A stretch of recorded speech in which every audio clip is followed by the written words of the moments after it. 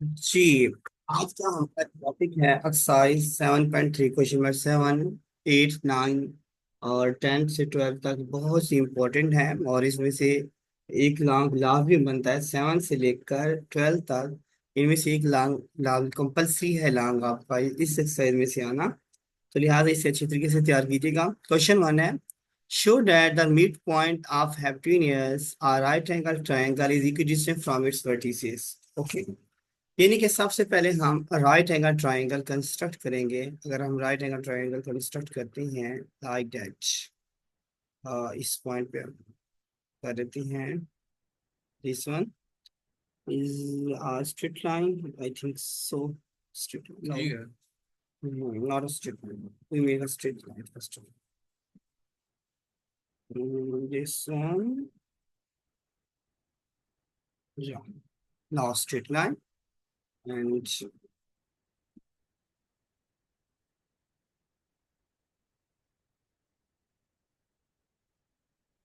this was a straight line।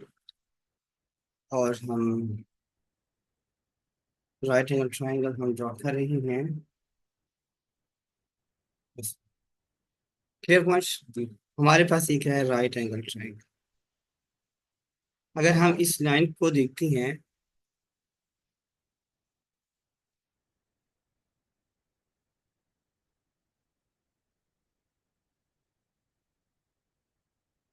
Mid point of hypotenuse of right angle triangle, suppose that this one is right, this triangle,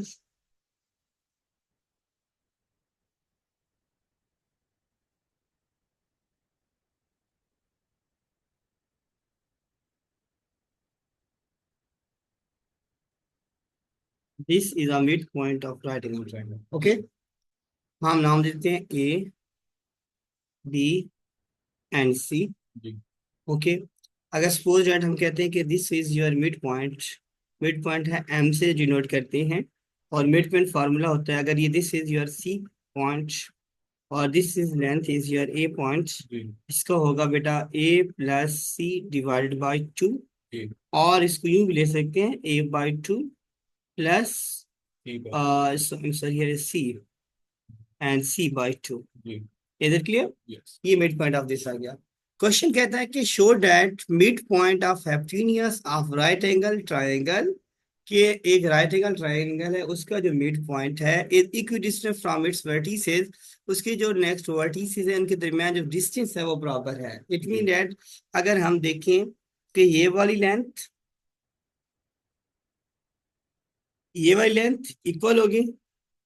और अगर हम इसको देखते हैं, colour change करके मैं बता देता हूँ थोड़ा सा। तो ये वाली लेंथ बेटा इस पॉइंट से ये पॉइंट जो लेंथ है ये वाली लेंथ भी इक्वल होगी। और ये वाली लेंथ और इस लेंथ का जो डिस्टेंस है ये भी इक्वल है। ठीक हो गया, हमने ये शो करना है। तो ये नहीं कि अगर हम इसको अदर वर्ड्स में ये कह सकते हैं, अगर हम कहना चाहें तो इसको यूँ कह सकते हैं कि अगर हम इसको यूँ कहना चाहते हैं तो ये कह सकते हैं कि मैयर ऑफ ए सी, यानी ए सी की जो लेंथ है, हम मैयर की बजाय ए सी लिख सकते हैं। डिस्टेंस हम फाइंड करें, ए सी इज इक्वल है, सॉरी एम सी,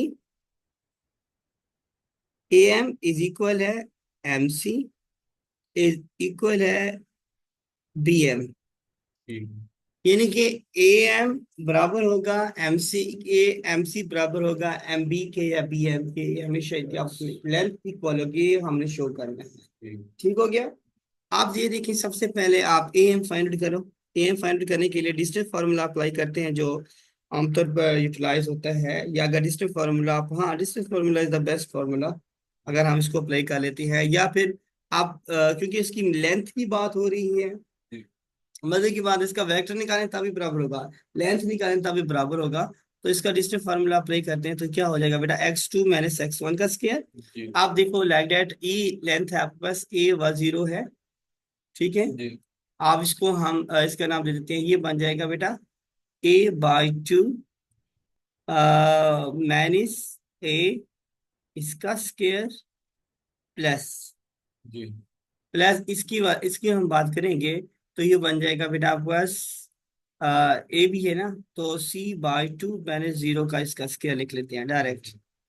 तो ये हो जाएगा बेटा, इसका एलसीएम लेंगे तो ए का square by two, two two का स्क्वायर 4 प्लस सी का स्क्वायर बाई 4 का डिस्टेंस फार्मूला अप्लाई करना है। अगर फार्मूला डिस्टेंस फार्मूला अप्लाई करना चाहते हैं, अगर डिस्टेंस फार्मूला नहीं, अगर हम वेक्टर्स की फॉर्म में इसको शो करना चाहते हैं, तब भी आपका आंसर सेम आएगा। Is it clear?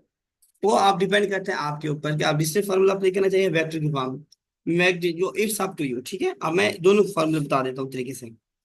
अब ये बस ये बन जाएगा बेटा, ये ए का स्क्वायर प्लस सी का स्क्वायर बाई टू इसका स्क्वायर रूट, यानी कि लेंथ ए बी की जो लेंथ आ गई वो ये आ जाएगी।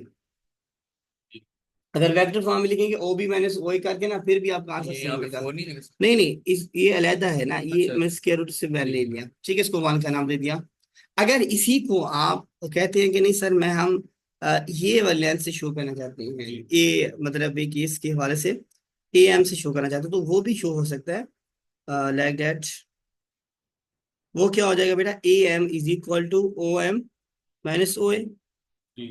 तो उस हिसाब से आप भी शो करा सकते हैं, लेकिन आपने हमने एक वक्त किया हुआ है, उस हिसाब से हम देख लेते हैं उसकी लेंथ के हवाले से।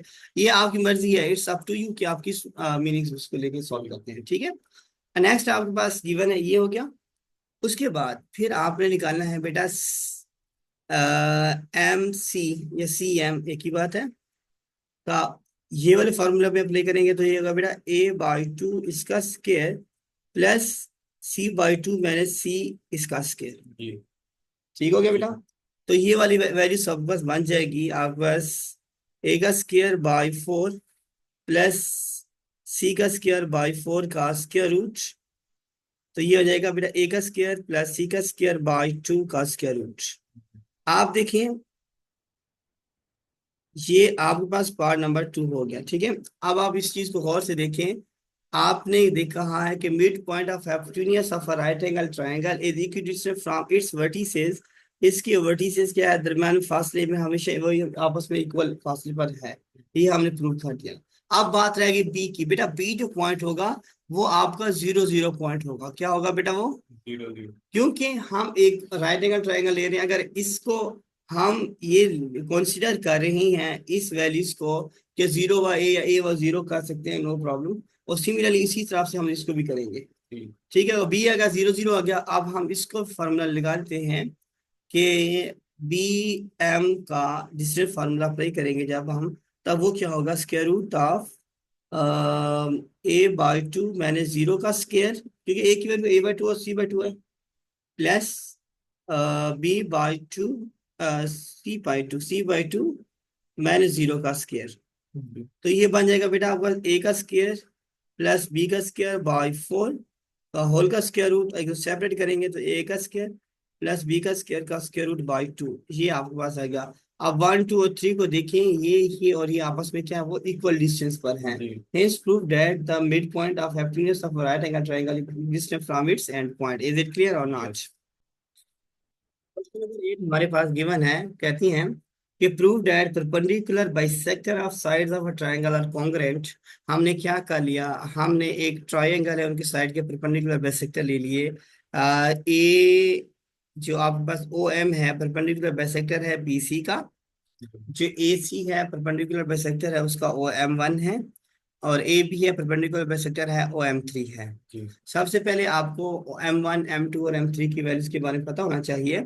अब याद रखना एम वन की जो आपके पास वैल्यू है वो आपके पास इसको लिख सकते हैं a/2 की वैल्यूज को, क्योंकि आप इसी हिसाब से लेंगे तो a/2 कॉमा c/2। और एम टू की जो वैल्यूज है उसको आप लिख सकते हैं b/2 comma c/2। M three की जो वैल्यूज है मिड पॉइंट है बेसिकली, ठीक है, वो हो जाएगा बेटा आपके पास a/2 और b/2। क्लियर पॉइंट और नॉट? अब हम क्या करते हैं, हम दो ट्राइंगल ले लेते हैं। एक ट्राइंगल लेते हैं ए सी, उसका perpendicular O M one. M one का मतलब भी ओ एम वन है, ठीक है, एम टू का मतलब भी ओ एम टू है। और 0 0 पॉइंट में जब मैंने सब्ट्रैक्ट करेंगे तो वैल्यूज में कुछ चेंजेस नहीं आता। ठीक है, अब आपने क्या करना है, सबसे पहले आपने निकालना है ए बी सी। ए सी निकालें, जब ए सी की जब आप वेक्टर है इसकी जो लेंथ निकालेंगे ए सी ओ सी माइनस ओ ए यानी सी माइनस ए हो जाएगा। ठीक है। और आपके पास ए सी परपेंडिकुलर है एम वन के, किसके? एम वन है। इसका मतलब क्या होगा? O M one dot A C is equal to zero. M one की वैल्यू आपके पास गिवन है, वो है आपके पास A by two comma C by two या plus C by two, comma की जगह प्लस लगा देना, डिमांड में साइन प्लस के लगा दें। ठीक है, प्लस लगा दें। ये आपके पास आ जाएगा minus C minus A is equal to zero. जब इनका एलसीएम लेंगे ये बन जाएगा बेटा ए बाई टू, ए के साथ होगा माइनस, आपके पास बन जाएगा ये वाली values, sorry here is positive है ना, टू इसमें से कॉमन ले लेते हैं ना, दिस वन इज इसका इसको, इसमें क्या कर लेते हैं, टू कॉमन ले लेते हैं। क्या लेते हैं बेटा, वन बाई टू कॉमन है, ये बन जाएगा आपके पास ए, दरमियान इस नेगेटिव साइन नहीं है, here is not negative sign, dot product है, प्रोडक्ट का साइन है। ए में ए प्लस सी ओवर ए मैंने सी ले लें, ए मैंने ए सी मैंने सी ले लें, एक ही बात है। ठीक है, ये जब इधर चला जाएगा तो क्या बन जाएगा आपके पास, जीरो बन जाएगा। क्या वाली बन जाएगी बेटा, ये इज इक्वल टू जीरो है, ये इज इक्वल टू जीरो। तो ये वाली वैल्यूज आपके पास क्या बन जाएगी बेटा, ये वाली वैल्यूज बन जाएगी, इक्वल का साइन नहीं आता, हम इक्वल बार बार क्यों देते हैं, ये जीरो हो जाएगा, ये बन जाएगा A plus C into C minus A is equal to zero. Then पहले अगर ये सी है तो इधर सी ले लें, क्योंकि पॉजिटिव में ए प्लस या सी प्लस ए में फर्क नहीं पड़ता। ये हो जाएगा आपके पास सी का स्क्वायर माइनस ए का स्क्वायर इस इक्वेशन नंबर वन का is equal to zero, equation number one का नाम दे दिया। ठीक है, अब हमने दूसरी वैल्यूज को वन बाई टू तरह की डिवाइड हो जाता है, जीरो खत्म हो जाएगा। बी सी की वैल्यू आपके पास क्या आ जाएगी बेटा, B C minus B, C minus C minus B आ जाएगा।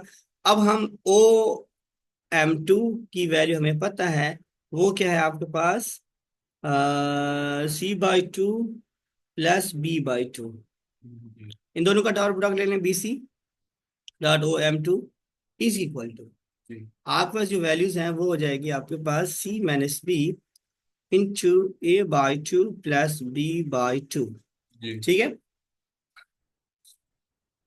इसकी सिंप्लीफिकेशन करेंगे तो बेटा ये आपके पास ये बन जाएगा, ये because this is a zero, perpendicular bisector हमेशा जीरो होता है। ठीक है, दो वेक्टर का अगर डॉट परपेंडिकुलर हो रहे हैं उनका डॉट प्रोडक्ट हमेशा क्या होगा, जीरो होगा। काल्स 90 जीरो होता है, काल्स 90 जीरो होता है, इसी वजह से। Clear point.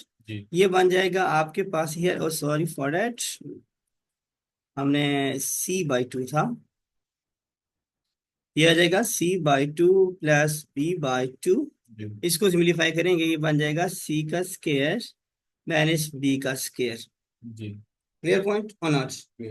अब हम ये देखेंगे हमारे पास जो वैल्यूज आएंगी, बेसिकली हम ये चेक करना चाह रहे हैं कि थर्ड इक्वेशन बन जाए। किसको, अगर हम इन दोनों को आपस में रिलेट करते हैं, ये भी जीरो के इक्वल है, ये भी जीरो के इक्वल है, from equation one and two लिखेंगे। क्या लिखेंगे बेटा, from equation 1 and 2 we get C, left hand side right hand side equal है तो लेफ्ट हैंड साइड भी इक्वल होगी, यानी कि आप कह सकते हैं C का स्क्वायर माइनस A का square is equal to C का स्क्वायर माइनस B का स्क्वायर। वह इस सारी वैल्यूज की तरह है। ठीक है, तो ये बन जाएगा C का स्क्वायर माइनस A का स्क्वायर माइनस C का स्क्वायर प्लस B का square is equal to zero. बेटा ये आपस में काट जाएगा, बी का स्क्वायर माइनस ए का square is equal to zero. इसको लिख सकते हैं B minus A into B plus A is equal to zero. Two पे डिवाइड कर दें, टू पे डिवाइड कर सकते हैं, ये जीरो आ जाएगा। तो आपके पास जो वैल्यूज बन जाएगी वो ये बन जाएगी, आप इसको कह सकते हैं B minus A into B by two plus A by two is equal to zero. B minus A क्या होगा बेटा आपके पास, ए बी, और ये क्या है बेटा, ओ एम थ्री है, ये क्या है, जीरो आ गया। ये dot product of two vector is zero, इसका मतलब these are perpendicular to each other. हमने क्या प्रूव हो गया कि आपके पास ए बी सी का जो है मिड पॉइंट अगर हम लेते हैं, वो एक ही परपेंडिकुलर बाइसेक्टर ड्रॉ करते हैं, वो एक ही पॉइंट पे क्या करते हैं, बाइसेक्ट करते हैं। इज इट क्लियर और नॉट?